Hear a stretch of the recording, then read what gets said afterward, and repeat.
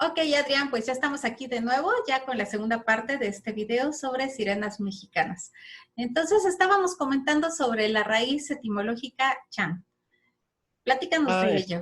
Pues también es una cosa interesante, dentro de todas las cuestiones féricas y demás, pues el análisis de las raíces, de dónde provienen las palabras, también nos va a indicar más o menos, pues, qué tan cierto es un hecho, o si tienen ciertas conexiones, o si pertenecen a una tradición común muy antigua. Entonces también nos va revelando muchas cosas, interesantes, ¿no? Aquí en la cuestión de las sirenas, y también lo vamos a encontrar inclusive en otros seres féricos, es interesante cómo en el contexto mexicano, muchos de este tipo de entidades, siempre su nombre va aparejado con la raíz chan. Por ejemplo, los de chaneques. Eh, por ejemplo, también muchas entidades que tienen que ver con la personificación de los cerros, o sea, que se supone que habitan en algunos cerros mágicos aquí en México, se les llaman los tepachanes, por ejemplo, ¿no? Los amos o los señores de tal cerro, ¿no? Es algo ya más aplicado o más en específico en la cuestión de las sirenas. Estábamos platicando, por ejemplo, de varias sirenas que tienen esa raíz chan, ¿no? Y se me hace muy interesante en el caso mexicano mencionar, por ejemplo, nombres como de lugares muy mágicos para los antiguos mexicanos, como los cenotes. En realidad su nombre, se llamaban chen o chenotes. Es interesante cómo encontramos también esta raíz chan. ¿Por qué? Porque los Entonces, cenotes, como muchos de estos cuerpos de agua, también están aparejados a diferentes leyendas o historias de sirenas o seres mágicos muy parecidos a sirenas, ya en el contexto del Mayap o de los mayas, del sureste mexicano. Como esos cenotes son como puertas, vamos a llamarla, a otros mundos, o normalmente aquí se le menciona al inframundo, pero ujú, también tenemos que especificar que lo que los antropólogos y los etnólogos mencionan o hablan como el inframundo es lo que en las tradiciones occidentales y sobre todo esotéricas conocemos como el astral, el mundo del astral, muy en sus bien. diferentes subdivisiones. Entonces, aquí es un tema también interesante para las personas, sobre todo que nos están escuchando de otros países. Cuando estudien este tipo de cosas, este tipo de temas, en el contexto mexicano, cuando escuchen, por ejemplo, hablar del inframundo, en realidad no están hablando del mundo del astral, no nos están hablando de un infierno, no nos están hablando de un submundo, sino es el astral. Es un tema, se me hace interesante. Y entonces, muchas veces cuando hay relación también con este inframundo, se utiliza mucho esa raíz chan, Muy bien, que que en también está realidad quiere presente con decir, las chanas, ¿no? Que ahí sería shan, no chan, shan. de hecho es interesante cómo lo vamos a encontrar en varios contextos en el mundo, Ujú, referidos tanto a seres esféricos como a seres de origen divino. sí, Por eso, en la antigua Roma, inclusive, nombres como el de César o de Cáisar vienen de esa cuestión de un ser divino. ujú, Por eso los canes en el oriente, muchos de los descendientes de Gengis Khan o relacionados con entidades muy poderosas venidas de otro mundo, se les llama Khan o Chan, son chanes, ¿no? Aquí en el contexto, regreso al contexto, por ejemplo, mexicano, ¿cómo se les llama a los chaneques? En general, a todos chaneques. los duendecillos y muchas de las manifestaciones féricas referidas a duendes están referidas con los chaneques, Así es. que también, vamos a decir que esa raíz chan tiene que ver mucho tiene vamos a decir, un contexto mágico, ¿no? La Ujú, palabra que estamos usando con esta combinación de esta raíz tiene la raíz el contexto de mágico. Es algo muy interesante que voy a platicar, por ejemplo, porque podemos platicar mucho de esto, ¿no? Pero ujú, voy a puntualizar esto porque muchas de estas cosas a lo mejor mucha gente no está familiarizada con ello. Por ejemplo, en el contexto europeo, muchas apariciones de este tipo de entidades están relacionadas con los cisnes, ujú. que en lenguajes, o sea, ellos hablan mucho de las mujeres cisne. Regreso a esta cuestión de cómo a las sirenas, en el contexto grecolatino, se les llamaba, a las sirenas estaban, vamos a decir, eran mitad aves y mitad mujeres, pero no eran cualquier ave común, sino era como un ave en específico que se llama cormorán, porque el Ujú, cormorán tiene esa habilidad de poder nadar bajo el agua. ujú. Esto es algo muy interesante que normalmente los libros que hablan de sirenas no hacen esa aclaración. Una cosa es una arpía, una mujer ave como tal, y otra cosa es una sirena, que es una mujer con, vamos a decir, la mitad del cuerpo de cormorán, que tiene esa habilidad de sumergirse y nadar debajo del agua. Y esto va a la cuestión de porque en algunas lenguas, sobre todo de origen norso o germánico, vamos a decirlo, al cisne se le dice Eshvan, o en inglés Swan, o Shwami, en lenguas ya indogermánicas, ya hacia el oriente. ¿Y cómo es la misma raíz que Chan? Chuan, chuan, chan. Y por ejemplo, aquí en las Chan, tradiciones chuan. mexicanas, Ajá. el Chan, el Eshvan, el Chan más famoso que existe en México es precisamente el mismo Quetzalcóatl, la serpiente Sí, emplumada. así es. Inclusive vamos así como los caballeros o la gente que venía con Quetzalcóatl se le llamaba los chanes. Sí. Y vamos a encontrar mucho esta relación como una serpiente emplumada, como este Quetzalcóatl tiene mucha relación, por ejemplo, con el cisne. ¿Por qué? Porque un cisne, en el contexto mexicano, en el contexto prehispánico, es una serpiente, o sea, tiene el cuello de serpiente con plumas. Es el mismo símbolo que se intercambia, ¿no? Entonces se me hace interesante hacer este tipo de relaciones, ¿no? De Que luego hipótesis, cuando los sí. que nos gusta mucho, también inclusive las cuestiones filológicas, cuando investigamos esto, porque ahorita vamos a hablar, así nada más voy a mostrar algunos libros, pues se me hace como un preámbulo interesante. Sí. No sé cómo lo ves.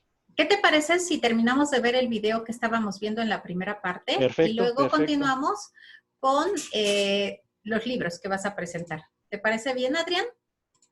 Perfecto. Antes, vamos a presentar entonces el video. Bueno, allá va. Me comentas tú si se escucha, ¿sale? Perfecto, Isa. Ahí va. Pero mira, antes vamos a ver este video. ¿Qué ser es este, Adrián?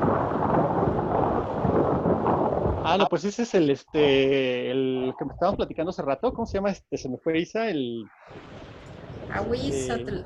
el ahuizotl. Ese es el ahuizotl. Mira, no sabía que tenías ese dibujo, Isa, mira. De Sí. cuenta que ese es el ahuizotl. Que inclusive, ya modernamente, los criptozoólogos, en un contexto científico materialista, dicen, no, pues era alguna especie de nutria. O que, vamos a decir que asesinaba a las personas, pero decían, no, es que es como una especie de, vamos a decir, como de perro acuático, palmeado, con garras. No, pues es vamos a decir, pues es una nutria. Sí, Adrián. Entonces, mira, te tengo esta pequeña sorpresita. Sí, lo tengo en espacio férico también. Ya sabes que, pues a veces me gusta mostrar algunos de los dibujos con los que podemos ilustrar, pues a todos estos seres mágicos mexicanos. No, pues Pero está bueno, precioso y tal el ahuizotl, ¿no? sí, es una aquí voy historia bastante interesante. me Dime. gustaría platicar, agregar, porque está relacionado con esta cuestión, que también dentro del terreno de la criptozoología, ¿Sí? algunos mencionan que el ahuizotl a lo mejor posiblemente sea algo lo que se le llama en algunos lugares un tigre de agua. ¿Y O sea, qué es un tigre de agua? Sí, un coméntanos. felino, vamos a decir, de grandes dimensiones, un felino aparentemente ya extinto, que básicamente sus hábitos eran acuáticos. Y por ser un felino de gran tamaño, inclusive más grande que un jaguar, pues imagínate, o sea, era un animal muy feroz, muy peligroso. Y esto está muy relacionado con las tradiciones de la onza, de este felino también Tenemos que hacer un mítico. programa sobre la ¿De la onza onza y nada sobre más? los felinos mexicanos y los felinos féricos mexicanos. Sería bastante interesante que habláramos sobre toda la simbología en relación a la onza, a los jaguares y a otros gatos mexicanos, incluyendo hasta los gatos domésticos, ¿no? Los jaguarundis, todos ellos. Pero bueno, lo vamos a dejar para más adelantito. Ahorita vamos a ver el video de las sirenas y luego continuamos con los libros. ¿Está bien? Bueno. A ver, permíteme, déjame ver si ya lo compartimos, pero con sonido, ¿no? Que la vez pasada, ves que se me olvidó compartirlo con sonido. Me dices si se escucha. Si no se llegara a escuchar, me avisas, pero creo que sí se va a escuchar. Vamos a terminar de verlo. Algunas de las más populares sirenas mexicanas son la sirena de la laguna de Zumpango, la clanchana, es decir, la sirena de Metepec, y la guamuscla, del estado de Guerrero, entre otras muchísimas más, pero siempre se parecen todas ellas.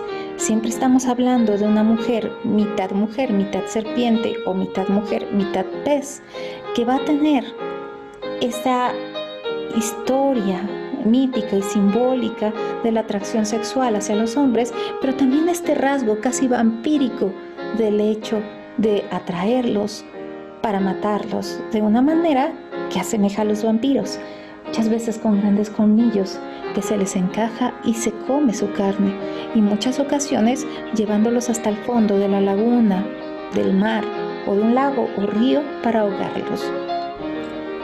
Esta esencia dual con la que el mundo históricamente ha visto la esencia femenina me llama la atención, porque siempre permanecen esos rasgos del bien y la belleza, pero en comparación a la maldad y al monstruo. Es decir, siempre las mujeres representan esos rasgos de debilidad de los hombres, y esto está presente también en las sirenas mexicanas.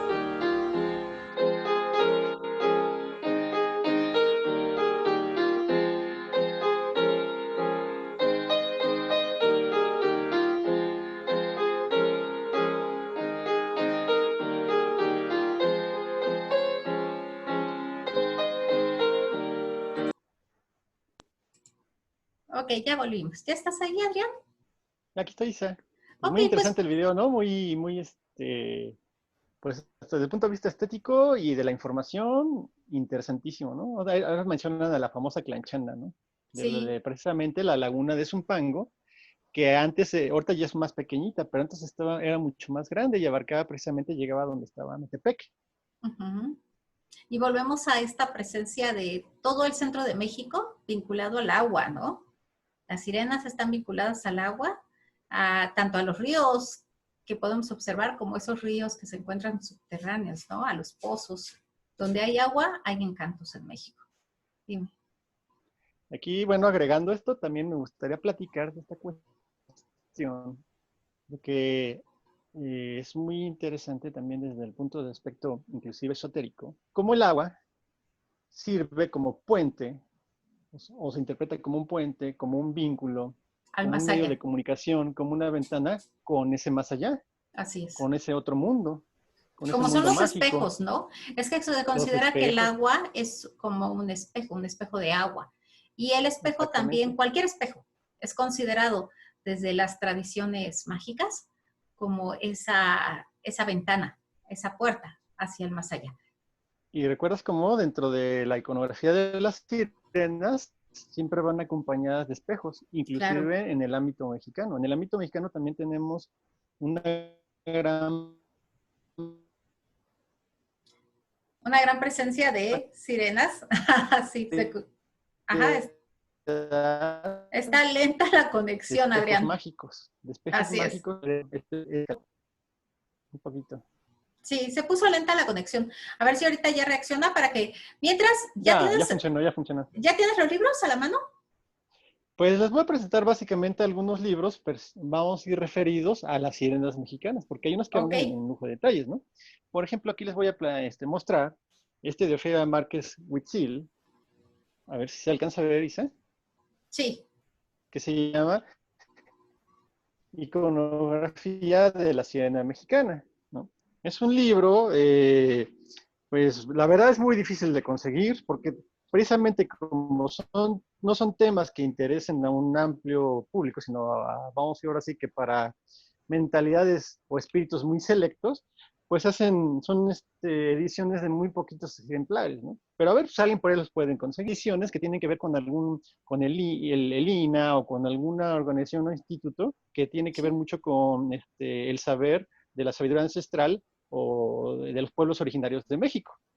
sí, son Aquí casi tenemos siempre los antropólogos los encargados de hacer este tipo antropólogos, de trabajos. etnólogos y este tipo de gente son las que están Folcloristas. interesadas Ujú, en este tipo de test. Entonces, por ejemplo, es uno de los que no pueden conseguir, pero pues a ver si lo pueden conseguir, pues ahí está, ¿no? Este es uno. ujú.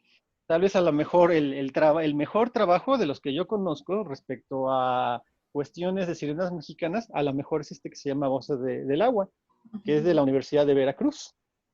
Ya es que Veracruz, precisamente como platicábamos, es uno de los lugares donde a lo mejor más abundan las leyendas o las historias de sirenas, ¿no? Entonces es increíble que un académico, una persona de una universidad, se atreviera a sacar un libro sobre sirenas y que está plagado incluso es una historia de las sirenas en el contexto mundial, en el contexto grecolatino, en el contexto antiguo, medieval y todo esto, pero su principal valor es que nos habla de muchísimas historias y leyendas de los pueblos indígenas mexicanos.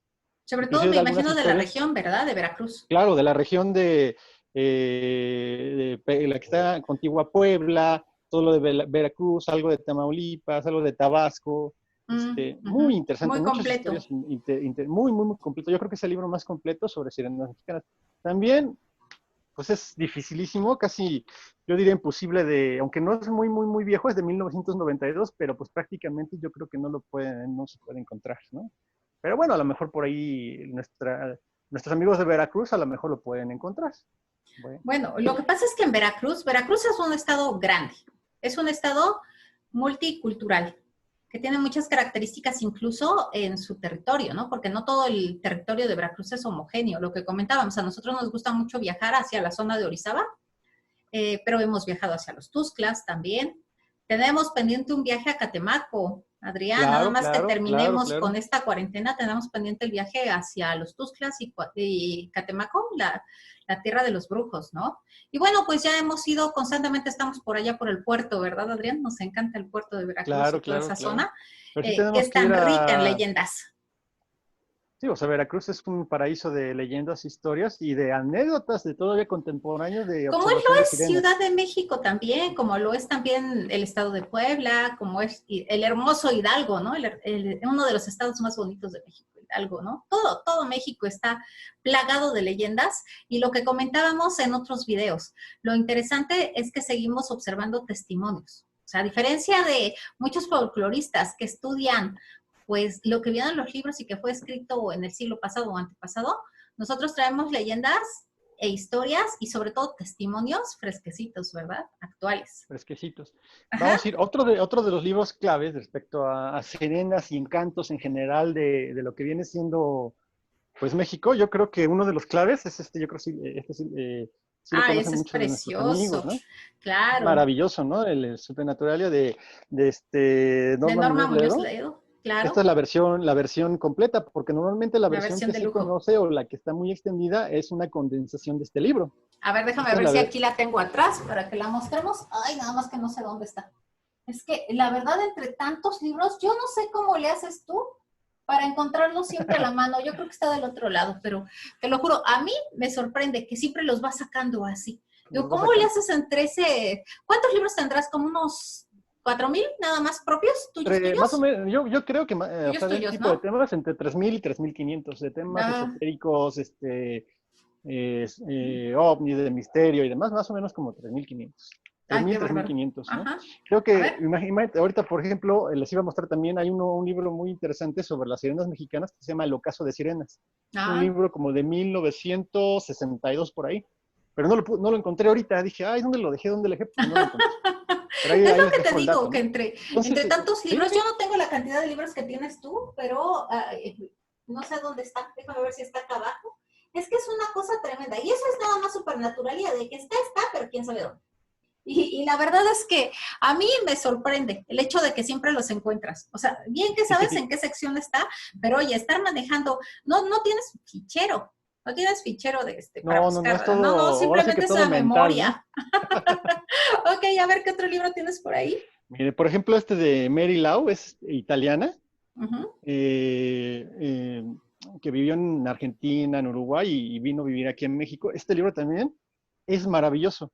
Pero curiosamente no nos hablan de ninguna sirena mexicana. Aquí nos hablan de las sirenas en el contexto sobre todo histórico, mundial. Muy erudito, una investigación muy a fondo de muchos textos antiguos medievales y algunos contemporáneos que no se pueden conseguir. También un libro maravilloso, pero imagínate, es una edición de 1,000 ejemplares. O sea, también es inconseguible. O sea, ¿cómo conseguirlo? O sea, no se puede conseguir. Solo contigo y solo porque tú haces magia para conseguir los libros, ¿verdad? Pues sí.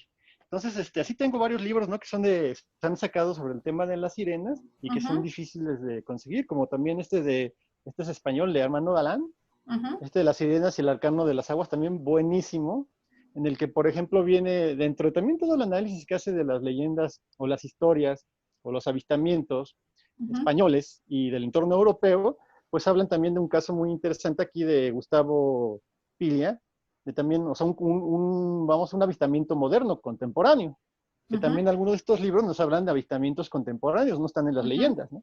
También son difíciles, al menos en América, pues es inconseguible este libro, ¿no? En España yo creo que se lo consiguen. Fíjate que yo tenía muchas ganas de que comentáramos algo, porque muchas veces en estos testimonios, ¿cómo realmente captar el testimonio con objetividad?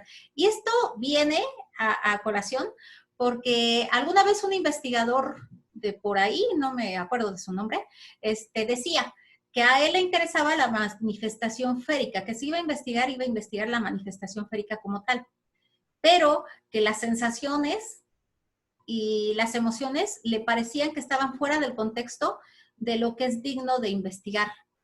Es decir, él consideraba que todo esto estaba dentro del contexto de la nueva era. Y entonces esas emociones eran más bien producto de, digamos, que la subjetividad de las personas, ¿sí? Que creían que una brisa era el canto de una sirena, por decirlo así. Sin embargo, desde mi punto de vista, me parece que en el contexto férico no podemos descartar a aquellas personas cuyo testimonio incluye las sensaciones, los sentimientos y las emociones. Y en ese sentido, cuando una persona me dice, en la brisa del mar sentí la presencia de sirenas, pues tengo que escucharlo, porque como decía Carl Gustav Jung, el famoso psiquiatra y psicólogo suizo, si una persona nos dice que esto existe y en su realidad está, ¿sí? Presente, o sea, forma parte de su contexto y de su realidad, de su interpretación de la realidad sobre todo, entonces para él existe. Y debemos de nosotros como investigadores reconocer su sentimiento, su emoción y su pensamiento, ¿sí? Aunque para el terreno de la ciencia no sea comprobable porque no se ajusta al método científico. Dime, Adrián. Precisamente en la cuestión de testimonios de contemporáneos, vamos en no legendarios, pues también tengo algunas experiencias. Por ejemplo, puedo platicarte, Isa, y a nuestros amigos. Esto ocurrió a una persona muy, muy allegada a mí. Vamos a decir, fue ¿qué será? En el 2004, 2005, 2004 me parece, en las playas de Acapulco, específicamente en el Revolcadero.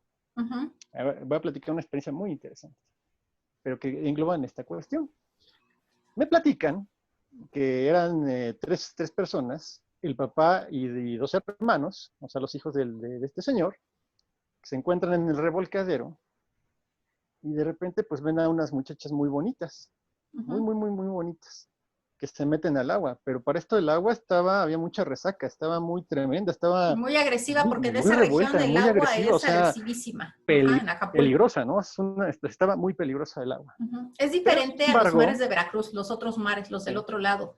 Esos son muy agresivos. Los del Pacífico. Los del Pacífico. Son muy, muy, muy peligrosos, ¿no? Sí, continúa. Entonces, imprudentemente, y fíjate, o sea, es cómo tiene que ver con las historias de las sirenias y las nereidas y ninfas en general, tontamente, ven que se meten estas muchachas como si nada al agua, creo que eran tres.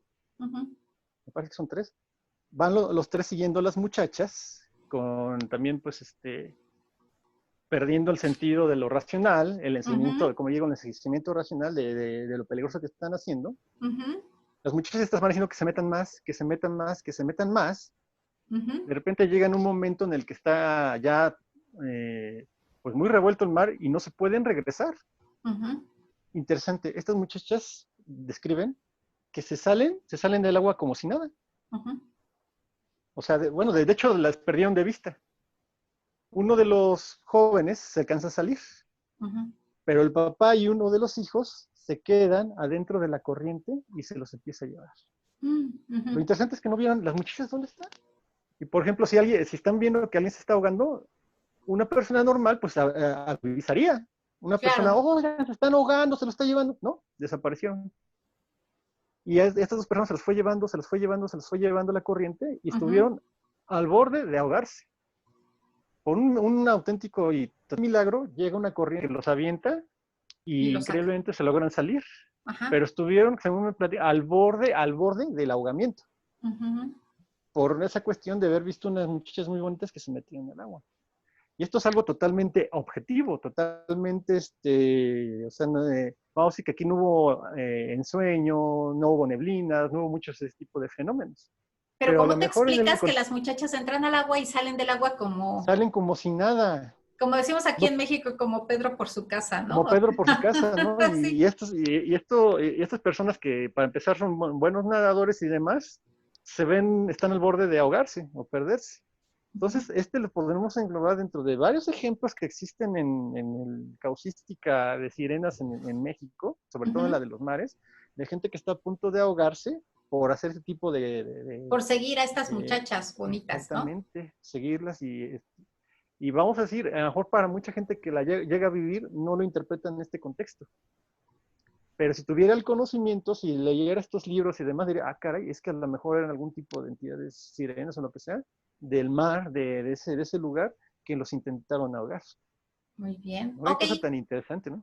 pues vamos a terminar de ver los libros y terminamos el video, Adrián. Ya estamos en Bueno, tiempo. ya les enseñé el de Gallon, ¿verdad? Fue el que Ajá, les enseñé ahorita.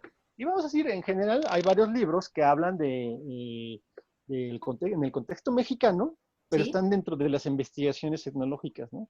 De las Ujú. investigaciones de De antropológicas, antropólogos. vamos a decir, ¿no?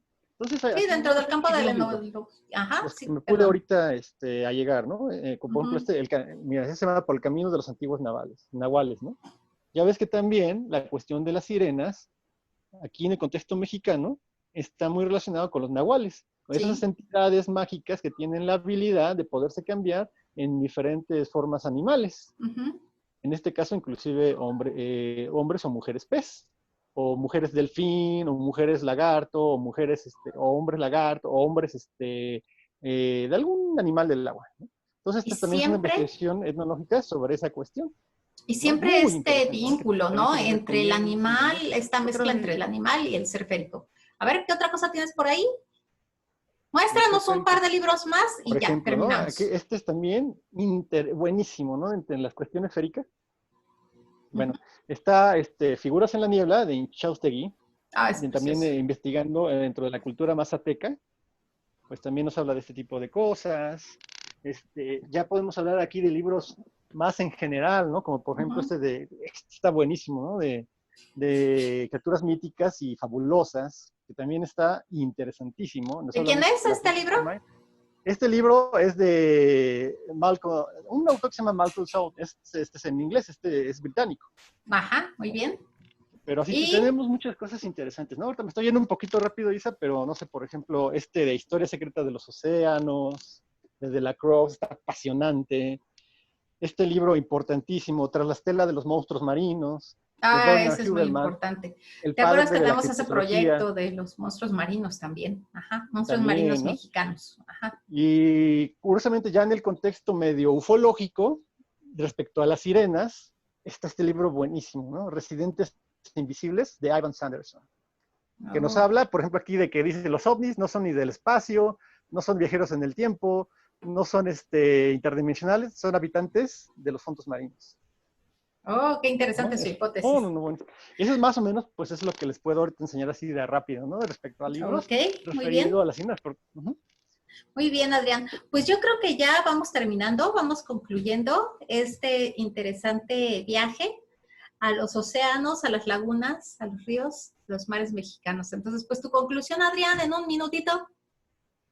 Pues así, la más corta y concisa, pues es que podría decirles que vamos, ojalá sirva este programa de parteaguas para todos tus seguidores, pues que les entre el gusanito, ¿no? El interés a aprender más sobre el tema de las sirenas, ¿no? Y adentrarse, buscar textos, buscar no solamente videos, ¿no? Es que muchos, vamos a ver videos de sirenas en el YouTube, ¿no? No, no, buscar los textos, leer sobre historia, sobre etnología, sobre la ciencia de lo multidimensional y todo esto, pues, para comprender más el tema férico, ¿no?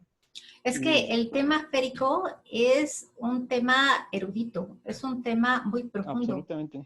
Y muy extenso, que muchas veces la simplicidad de algunas personas que lo presentan como si fuesen nada más los cuentos de hadas o los textos folclóricos, pues limita, porque esto va mucho más allá y va a abarcar otros campos, que incluyen los campos, como bien decías, antropológico, ¿sí?, etnográfico, de diferentes momentos históricos, del pasado, del presente, y son manifestaciones que seguirán en el futuro. Entonces, yo te invito a que, pues, invites también a todas las personas que nos están viendo en Espacio Férico para que nos acompañen en un próximo programa con alguna interesante temática como estas que estamos tratando. Tenemos por ahí algunos que preparar y presentar. Entonces, bueno, pues, como siempre, ha sido un placer estar contigo, Adrián. Me encanta poder charlar y, pues, te dejo a ti la tarea de invitar a nuestros amigos a seguir con nosotros. Bueno, amigos, pues espero que les guste en esta nueva modalidad de Espacio Férico, de los en vivos que estamos haciendo, que los hacemos con mucho gusto, con mucha pasión, con mucho amor, ¿no? Espero que les inspiren, que les guste, y también si nos pueden proponer más temas, pues qué tratar más o menos haciendo, pues sería interesante, ¿no? Que nos propusieran temas, ¿no? Dentro de lo férico, pues algunos temitas, ¿no? Sí, claro, porque no hay tema que nos asuste, ¿verdad, Adrián? Ni No, entidad férica, fantasma, hasta, no, encanto que nos espante. Dime. Isa, podríamos hablar hasta de política férica. Sí, Claro. hasta ese tema podemos tocar. Así es que bueno, pues muchas gracias, Adrián. Ha sido una tarde apasionante hablando de las sirenas mexicanas y pues muy pronto estaremos por aquí nuevamente en el Espacio Férico. Un abrazo, Adrián, un abrazo a todos los viajeros de Espacio Férico y bueno, pues nos despedimos hasta la próxima emisión. Adiós, Adrián. Bueno, hasta luego, Isa. Hasta luego, amigos. Nos vemos Adiós, en la adiós a siguiente todos. emisión.